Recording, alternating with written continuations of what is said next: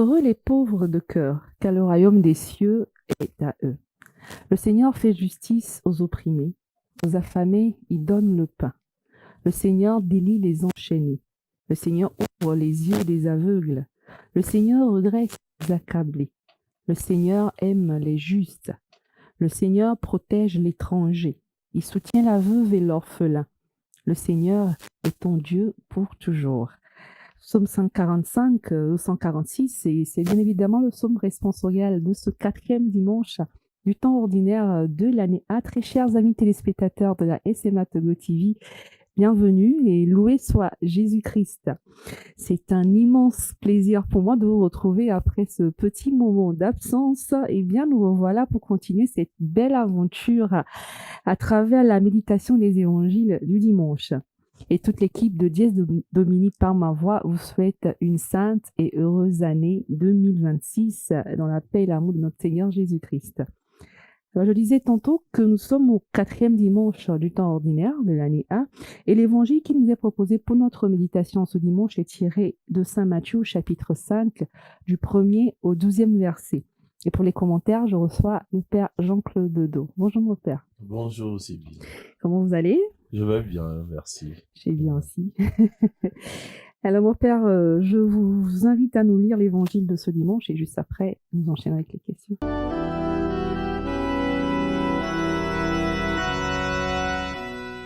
Évangile de Jésus-Christ selon saint Matthieu. En ce temps-là, voyant les foules, Jésus gravit la montagne, il s'assit et ses disciples s'approchèrent de lui. Alors, ouvrant la bouche, il les enseignait. Il disait, « Heureux les pauvres de cœur, car le royaume des cieux est à eux. Heureux ceux qui pleurent, car ils seront consolés. Heureux les doux, car ils recevront la terre en héritage. Heureux ceux qui ont faim et soif de la justice, car ils seront rassasiés. Heureux les miséricordieux, car ils obtiendront miséricorde. Heureux les cœurs purs, car ils verront Dieu. Heureux les artisans de paix, car ils seront appelés fils de Dieu. Heureux ceux qui sont persécutés pour la justice, car le royaume des cieux est à eux. Heureux êtes-vous si l'on vous insulte, si l'on vous persécute, et si l'on dit faussement toutes sortes de mal contre vous à cause de moi. Réjouissez-vous, soyez dans l'allégresse, car votre récompense est grande dans les cieux. Acclamons la parole de Dieu. Louange à toi, Seigneur Jésus. Merci, mon Père. Alors, première question, mon Père. Nous sommes dans les premiers chapitres de l'évangile de Saint Matthieu, chapitre 5. Est-ce que pourriez-vous nous parler un peu du contexte de ce extrait que vous venez de lire? À quel moment Jésus fit ce discours et pourquoi? On pourrait dire que le chapitre 5 jusqu'au chapitre 7 de Matthieu est un discours programmatique de Jésus. Il est en effet au début de sa prédication, il venait à peine d'appeler les apôtres au chapitre 4 déjà, et ses disciples étaient avec lui, suivis d'une grande foule. Alors, on nous montre clairement Jésus qui donne le ton. Parce que quand vous lisez ce qu'on appelle le sermon sur la montagne, donc le chapitre 5, chapitre 6 et chapitre 7 de Matthieu, on peut dire que vous avez le résumé de la mission de Jésus. J'ose même dire que vous avez un concentré de tout l'évangile. En effet, je vous donne quelques aperçus. Le premier verset, justement, Jésus nous donne les béatitudes. Bienheureux. On aurait pu traduire, je crois, la meilleure des traductions aurait été de dire bienheureux. Quand on dit heureux, j'ai l'impression que, bon, Quelqu'un peut se dire heureux, pas heureux, content, malheureux. Non. Ici, le terme utilisé en grec, c'est bienheureux. Ce n'est pas tout simplement heureux, c'est bienheureux. Alors Jésus proclame bienheureux les pauvres, les doux, les artisans de paix, ceux qui pleurent, ceux qui font la justice, etc. Ensuite, il nous rappelle que nous sommes lumière du monde et sel de la terre. Après, Jésus donne quelques conseils de vie pratiques. On vous a dit, moi je vous dis, c'est une réinterprétation de toute la loi de Moïse. Par exemple, on vous a dit, tu aimeras ton prochain, tu haïras ton ennemi. Ou encore œil pour œil, dent pour dent. Moi, je vous dis, ne ripostez pas aux méchants. Aimez vos ennemis. Je vais au chapitre 6. Jésus nous apprend à prier. Jésus nous parle d'ailleurs des 3 piliers de ce que nous appelons le jeûne ou le carême. Il nous parle du jeûne, il nous parle de la prière, il nous parle de l'aumône et il enseigne le Notre Père. Et au chapitre 7, Jésus nous donne quelques critères de discernement et des attitudes qui sont essentielles pour une vie de foi, une vie chrétienne. Il commence en disant, mais ne jugez pas, vous ne serez pas jugés. Ne condamnez pas, vous ne serez pas condamnés. De la mesure dont vous servez pour les autres, on se servira aussi pour vous. Qui es-tu à dire à ton frère, ben, enlève, laisse-moi enlever la paille de ton œil, alors que la poutre que tu as dans ton œil à toi, tu ne la remarques pas. C'est 7, 1 à 5. Si nous allons un peu plus loin, le verset 12, bon, bien sûr, je survole, hein. Le verset 9, il nous dit, ne jetez pas vos perles au cochon. Au verset 12, il dit, le bien que vous aimeriez que les hommes fassent pour vous, faites-le vous-même pour eux. Et après, il nous donne un critère de discernement essentiel, les fruits qu'on porte. Il dit, mais méfiez-vous des faux prophètes, ils viennent à vous avec un langage mielleux habillé en peau d'agneau, alors qu'ils sont des loups voraces. C'est à leurs fruits que vous les reconnaîtrez. Verset 16 et suivant jusqu'au verset 20, ben, il dit, on ne cueille pas des figues sur des ronces et on ne vendange pas des raisins sur des arbres mauvais, quoi. Et donc, c'est le fruit que l'on porte qui permet de reconnaître que nous sommes, oui ou non, avec le Christ. Et pour finir, il vient dire, ceux qui écoutent tout ce que j'ai dit là et qui le pratiquent ressemblent à un homme sensé qui a bâti sur le roc. Les pluies sont tombées, les torrents dévalés, mais la maison reste solide. Mais celui qui écoute et qui ne l'obéit pas, ou qui ne le met pas en pratique, il ressemble à un homme insensé qui a construit sur du sable. Il suffit d'une bourrasque, des épreuves et que la maison se coule et sa ruine est complète. Donc, vous voyez que clairement, Jésus pose les bases de tout ce que nous pouvons appeler la doctrine chrétienne. Et quand il ajoute, en conclusion aussi, c'est pas ceux qui m'appellent Seigneur, Seigneur, qui entreront dans le royaume des cieux.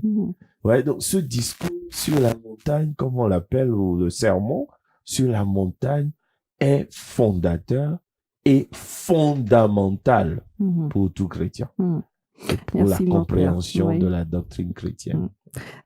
Vous avez été clair donc sur ce chapitre 5, comme vous l'avez dit, Jésus pose les bases de son ministère. C'est en quelque sorte un résumé de tout ce qu'il aura à faire pendant son ministère sur Oui, terre. oui, c'est ça. Voilà. Le message qu'il apporte, la bonne nouvelle. Voilà. Et le discours qui nous intéresse aujourd'hui dans cet évangile, nous nommons communément, ce texte, ce discours, les béatitudes. Vous venez de le dire, Oui. les béatitudes. Alors, pourquoi mon père? Pourquoi les béatitudes? Oui, c'est ce que je disais dans mon introduction, qu'il aurait été bien d'utiliser justement le terme bienheureux, parce que le mot béatitude, c'est être bienheureux.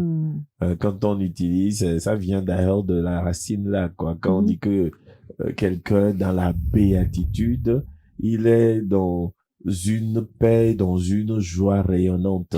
Il est dans la félicité. Un autre mot qu'on pourrait utiliser pour parler des béatitudes, c'est la félicité. Donc justement, ce sont les bienheureux. C'est des gens qui sont en quelque sorte canonisés par Dieu. béni par Dieu lui-même. Mhm. Parce que quand on parle de bienheureux, c'est justement une étape vers la sainteté totale ou bien parfaite qui mène cette personne dans une communion totale avec Dieu. D'où nous remarquons chaque fois que Jésus dit, il ramène le terme de Dieu. Ils seront appelés fils de Dieu, Mhm. ils sont des amis de Dieu, ou bien ils verront Dieu, les Mhm. cœurs purs Mhm. verront Dieu. Mhm. Donc on voit clairement que ici, on peut dire que Jésus nous trace le chemin de la sainteté véritable qui n'est autre chose que de la partager la vie de Dieu. Mhm. Ouais. Merci mon père. Alors, mais dans ce discours, il y a certains passages qui pourraient prêter à confusion. Ouais. Remarquez. Alors, heureux les pauvres de cœur, car le royaume des cieux est à eux. Ça encore, ça va. Heureux ceux qui pleurent, car ils seront consolés. Ça va encore. Heureux ceux qui ont faim et soif de justice, car ils seront rassasiés. Mais après, mon père, est-ce pour quelqu'un qui ne va pas au-delà de ce que Jésus est en train de dire, on pourrait se dire que c'est un peu cynique. Parce que quand il dit heureux ceux qui pleurent, ils seront consolés. Enfin, tu peux pas dire à quelqu'un, parce qu'il est en train de pleurer, que heureux il est. Alors, Jésus, 9 fois dans ce discours qui inaugure son ministère, il a répété le mot heureux. Et je pense que, enfin, de mon avis, le message de l'évangile d'aujourd'hui tourne autour de ce mot heureux ou bien bienheureux, comme vous l'avez dit tout à l'heure, Ouais. bienheureux. Chaque fois qu'il a commencé ces 9 phrases, il a dit heureux, bienheureux. Alors, qu'est-ce qu'il veut nous faire passer comme message quand il commence par dire heureux êtes-vous, heureux êtes-vous, heureux êtes-vous? Oui, mais c'est... En fait, il faut remettre le texte dans tout son contexte. Mhm. D'ailleurs, nous verrons déjà. Il faut voir la première lecture. Mhm. Qu'est-ce qu'on nous dit dans la première lecture? On nous dit clairement que les justes, c'est qui? C'est ceux qui cherchent le Seigneur. Mhm. Et qu'est-ce qu'on dit? Je laisserai chez toi un peuple pauvre et petit. Bienheureux les pauvres de cœur. Il faut faire attention, Jésus n'a pas dit bienheureux les miséreux. Mhm. Parce que les gens confondent aussi, quand Jésus, dans ce passage, on nous dit pauvre, on ne dit pas ici la misère. C'est C'est pas la ça. pauvreté, Exactement. ni matérielle, ni intellectuelle, ni Mhm. financière. Mhm. Il s'agit pas de la misère. Mhm. C'est une attitude du cœur. Ici, on nous dit les pauvres de cœur. C'est-à-dire, ça, c'est les petits, les doux, les humbles. Et d'ailleurs, dans la première lecture, toujours, on utilise ça. Chercher la justice, chercher l'humilité. Mm. Donc, ceux qui ont faim et soif de la justice. Donc, en fait, tout c'est tissé pour nous montrer quel type de profil Dieu aime. Mhm. Qu'est-ce qui fait un saint? Mhm. Qu'est-ce qui fait un bienheureux? Mhm. C'est justement ce petit peuple-là, ce peuple de pauvres, ce peuple de petits, ce peuple d'humbles, les doux qui posséderont la terre. Douceur et humilité, c'est 2 termes qu'on retrouve régulièrement dans les évangiles ou dans les textes bibliques.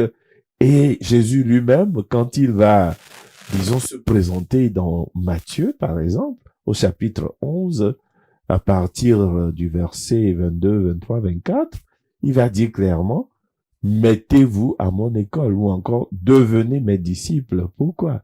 Parce que je suis doux et humble de cœur.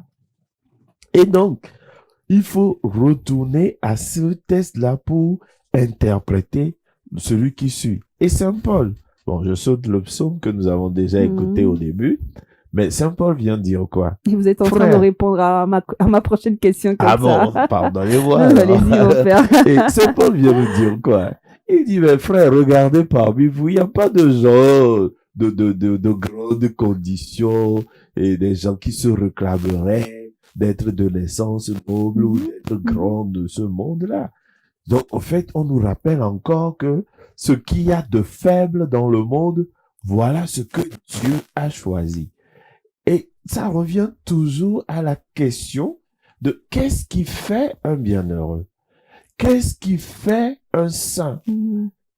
Et on voit clairement que ça n'a rien à voir avec nos schémas. Et ça revient justement à votre question, mais comment peut-on dire à quelqu'un qui pleure qu'il est bienheureux?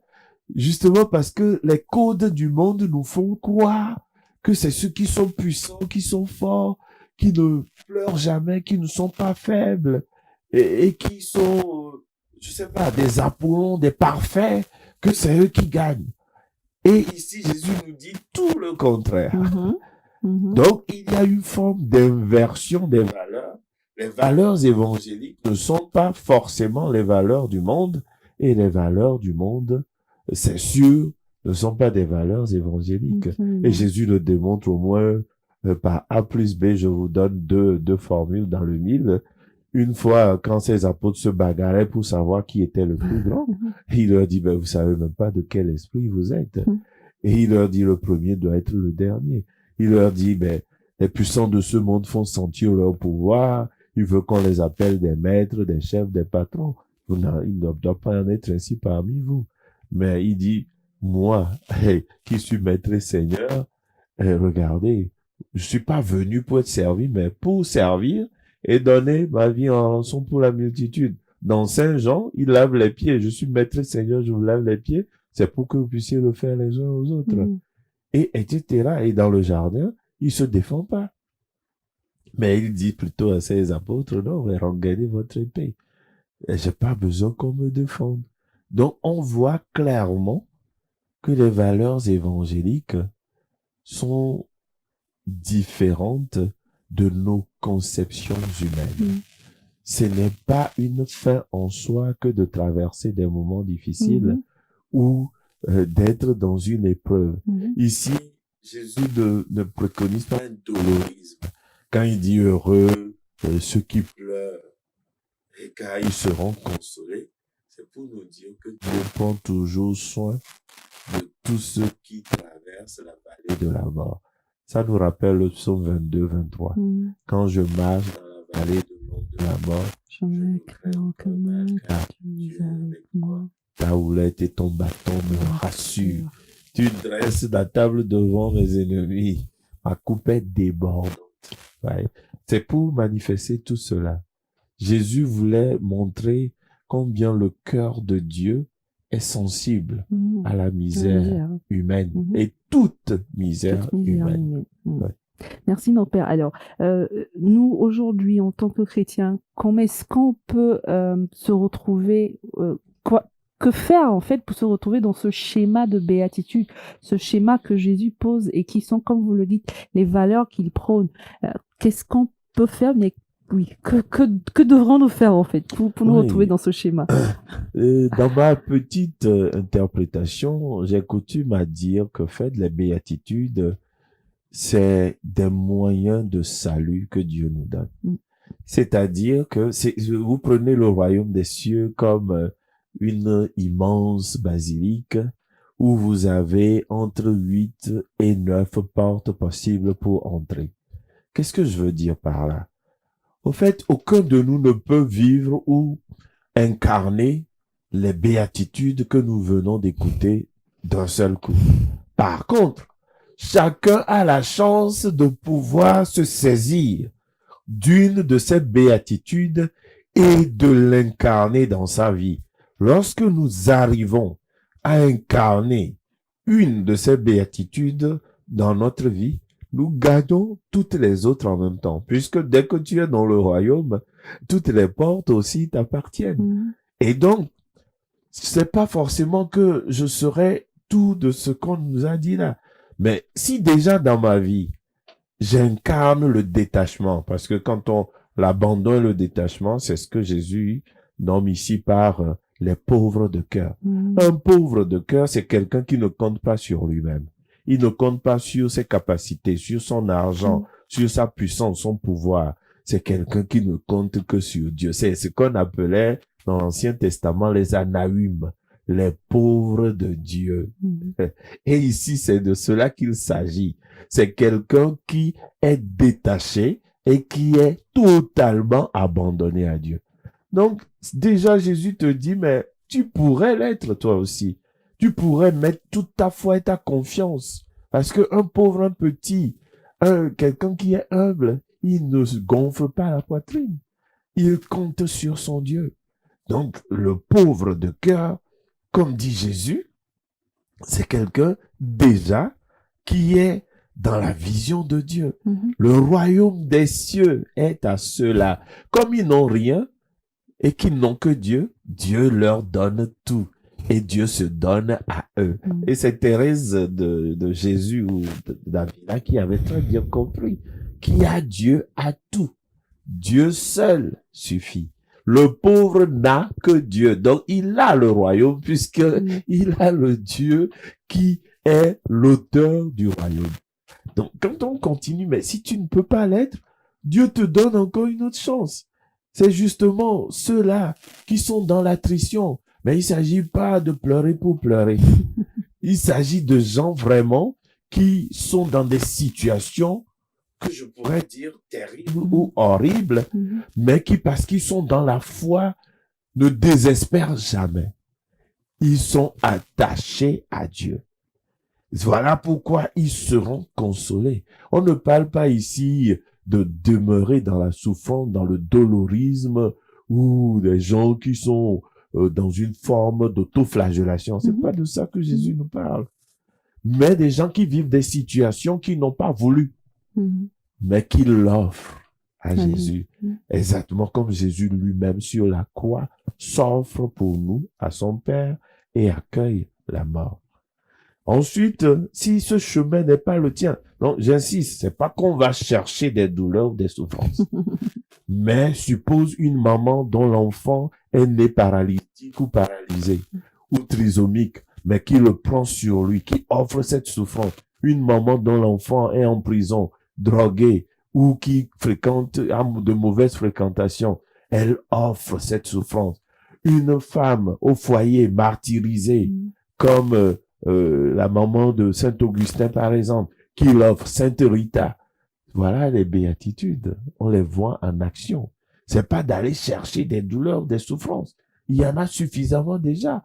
Mais comment tu te rapportes aux épreuves que Dieu permet dans ta vie? C'est ça, la béatitude de ceux qui pleurent. Donc, nous pouvons continuer. Ceux qui ont faim soif de la justice. Mais si tu n'es pas capable de te battre pour que ceux qui sont autour de toi aient les droits qu'ils méritent, la justice qu'ils méritent, qu'on leur donne leur dû, et que tu ne te préoccupes que de toi-même. Parce que ici, Jésus dit faim et soif de la justice. C'est pas que pour soi, mais justement, les chrétiens ne devraient pas déserter le lieu des combats pour le bien, l'épanouissement humain. Tu peux pas être chrétien et vivre tranquillement ta vie en te disant que ça ne me regarde pas. Une vie d'autruche, quoi. Tu mets ta tête dans le sable et parce que toi, tu n'es pas affecté, ça va. Comme disait ce prêtre, ils sont venus chercher, je sais pas, les homosexuels, j'étais pas homosexuel, oh, tout va bien. Ils sont venus chercher les juges, oh, moi, j'étais pas juge, ça va. Ils sont venus chercher les paralytiques. Comme moi, j'étais pas paralytique, je dis, oh, tout va bien. Et quand ils sont venus me chercher, il y avait plus personne pour me défendre. Et donc, le chrétien ne peut pas rester dans ces conditions-là. Donc, faim et soif de la justice. Et ensuite, ils seront rassasiés. Les doux, ils recevront la... Qui est-ce qui n'aime pas les doux? Les gens bienveillants. Les gens on dit, il est profondément humain. Qui est-ce qui n'aime pas ça? On nous dit, ils posséderont la terre. Ça dit que la terre devient leur maison, leur royaume. Partout où ils vont, ils ont une maison, ils ont une famille. Qui est-ce qui n'aime pas les gens respectueux, affables, qui ont un cœur, comme on dit sur la main? Ben, c'est clair. On voit que les béatitudes, ça s'incarne dans la vie. Les miséricordieux. Celui qui apprend à pardonner. D'ailleurs, Dieu lui-même lui fait miséricorde. Jésus dit, si vous ne pardonnez pas aux hommes leurs fautes, votre Père non plus ne vous pardonnera pas. Vous pouvez relire Matthieu 18, quand Saint Pierre croyait être le héros du pardon. Il vient voir Jésus, il lui dit, mais combien de fois devrais-je pardonner à mon frère? Jusqu'à 7 fois. Il se dit, c'est la perfection. Et Jésus va le décevoir. Je ne te dis pas jusqu'à 7 fois. Je te dis 70 fois, 7 fois. Donc voilà, c'est toutes ces portes-là, chacun devrait approfondir une de ces béatitudes pour parvenir au cœur de Dieu. Et c'est la grâce. Mais la grâce n'efface pas la nature. Il faut aussi l'effort quotidien pour pardonner, être miséricordieux, être doux de cœur, être doué, être pauvre, être artisan. Aujourd'hui, on a besoin des artisans de paix. On a besoin des gens qui font régner la justice pour tous dans nos sociétés. Pas de chrétiens poltrons qui se cachent derrière leurs petits doigts tant que ça ne les touche pas. Donc, les béatitudes, c'est les chemins ou le chemin royal de la sainteté par excellence. Et cela vaut pour tout chrétien, quel qu'il soit. Merci beaucoup, mon père. Vous avez déjà tout dit. Je voulais qu'on résume un peu et qu'on se dise c'est quoi le message principal. Mais avec tout ce que vous venez de dire, je pense que vous avez dit le message principal de cet évangile. J'ajouterai, mon frère, ma sœur, prends ta béatitude. Pour ta béatitude. Accroche-toi à ta béatitude. Elle ne peut que te mener à Dieu, au cœur de Dieu, au royaume. Et chacun de nous peut incarner un visage du Christ à travers ces béatitudes. Alors, prends ta béatitude. Voilà. Merci mon père Jean-Claude. Merci d'avoir répondu à notre invitation et à la prochaine. À la prochaine. Merci Alors, à vous. chers amis, aujourd'hui, nous lisons un évangile très connu de nous tous, mais qui est toujours très étonnant. Avec ces fragments des béatitudes, Jésus nous offre un modèle de vie à suivre, des valeurs morales qui, d'après lui, sont celles dont nous avons besoin pour être vraiment heureux. Le bonheur est certainement l'objectif que nous cherchons tous dans la vie. Et si nous demandions aux gens comment ils cherchent le bonheur ou bien où est-ce qu'ils cherchent leur propre bonheur, nous aurions des réponses très diverses. Les uns nous diraient dans une vie de famille bien enracinée, d'autres dans la santé et le travail, d'autres dans l'amitié et la détente. Et ceux qui sont très influencés par notre société consommatrice nous diraient en ayant de l'argent afin d'acheter le plus de choses possible et surtout de monter au plus haut des échelons de la société. Ces béatitudes que Jésus nous propose ne sont pas précisément celles que nous offre le monde aujourd'hui. Le Seigneur nous dit que seront bienheureux les pauvres d'esprit, les doux, ceux qui pleurent, ceux qui ont faim et soif de justice, les miséricordieux, les cœurs purs, ceux qui recherchent la paix, ceux qui sont persécutés par la justice. Ce message du Seigneur est adressé à ceux qui veulent vivre des actions de détachement, d'humilité, de soif de justice, de préoccupation ou d'intérêt vis-à-vis des problèmes du prochain et qui laissent le reste au second plan. Comme nous pouvons faire le bien en priant ou en pratiquant une rectification fraternelle, quand nous sommes critiqués parce que nous croyons en Dieu et parce que nous appartenons à l'Église, Jésus nous le dit clairement dans sa dernière béatitude. Heureux serez-vous si l'on vous insulte, si l'on vous persécute et si l'on dit faussement toutes sortes de mal contre vous à cause de moi. Saint Basile nous dit que ainsi il ne faut porter envie ni aux riches pour ses richesses, ni à l'homme puissant pour l'étendue de son autorité, ni aux personnes robustes pour la bonne constitution de leur corps. Ces avantages, qui sont des instruments de la vertu, quand on en use comme il faut, ne font pas par eux-mêmes le bonheur. Fin de citation.